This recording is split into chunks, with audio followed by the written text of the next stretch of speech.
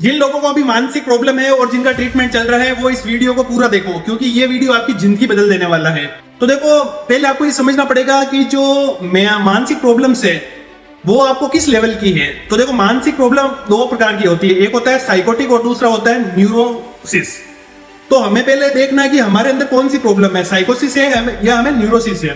तो दोनों में अंतर क्या है? देखो, साइकोसिस है वो रियल मेंटल डिस्टर्बेंस है। साइकोसिस में होता है कि या पेशेंट को या उस व्यक्ति को खुद को पता नहीं होता कि उसके साथ क्या हो रहा है, उसको पता भी नहीं रहता कि मेरे अंदर ये बीमारी है, यानी कि उसकी पर्सनालिटी पूरी चेंज हो जाती है, जैसे मेनिया और सिजोफ्रेनिया, ये दोनों साइकोसिस प्रॉब्लम है। और उसमें पेशेंट या उस व्यक्ति को ट्रीटमेंट की 100% जरूरत है।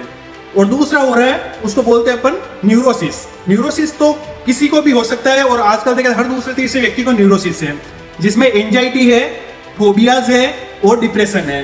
तो इसमें क्या व्यक्ति को पता रहता है मुझे ये प्रॉब्लम है। जैसे एंजाइटी वाले व्यक्ति जो इंसान है उसको पूरी तरीके से पता है कि मैं ये काम कर रहा हूँ, मेरा ये नाम है, मेरा ये फैमिली बैकग्राउंड है, लेकिन मेरे को ये घबराहट की प्रॉब्लम है।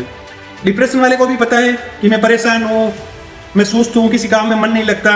तो जिसको अपनी इनसाइट प्रेजेंट है, यानी कि उसको खुद की जो स्ट्रक्चर के बारे में पूरा पता होता है, अवेयर रहता है, उसको बोलते हैं अपन न्यूरोसिस।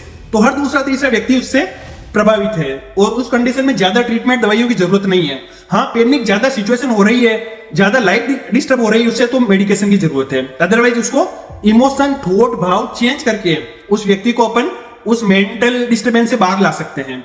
और दूसरा है जो है साइकोसिस, उसमें उस व्यक्ति को ही पता नहीं है कि मैं बीमार हूं, उसकी एक्टिविटीज, उसकी सोच, सब कुछ इतना अपोजिट हो जाता है, चेंज हो जाता है, तब उसको 100% डॉक्टर के ट्रीटमेंट की यानी कि दवाइयों की जरूरत है। तो आप अपना प्रॉब्लम, डिजीज जो है, बीमारी है, उसको डायग्नोस करो। मैं तो इसको बीमारी भी नहीं बोलूंगा, क्योंकि आपने अपने आप को बीमार घोषित कर दिया, आप अपने आप को पेशेंट के रूप में देख रहे हो। अरे ये तो एक नॉर्मल इमोशन है, जैसे अपन खुश होते हैं वैसे अपन किसी चीज से परेशान है, दुखी है, और उसकी वजह से हमें चिंता, घबराहट हो रही है।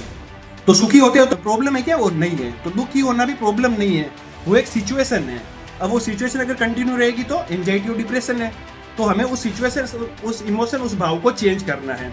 आप पेशेंट नहीं हो, जो भी साइकोसिस वाले, एंजाइटी, डिप्रेशन वाले, आप पेशेंट नहीं हो। आपके अंदर इमोशन और भाव डिस्टर्ब है, पेनफुल वाले हैं, बस उस इमोशन और भाव को आपको चेंज करना है।